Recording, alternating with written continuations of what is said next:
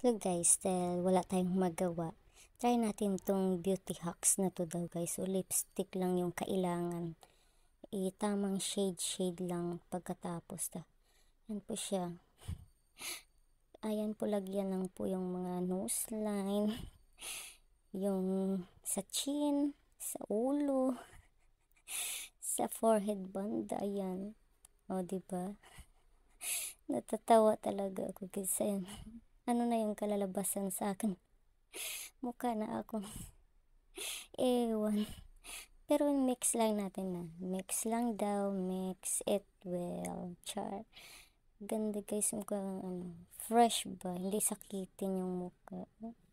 Dahil wala naman tayong magawa. Ayan. Ayan po yung kalalabasan niya guys. So pulang-pula na yung mukha. Ayan lang po siya guys. Thank you for watching. Support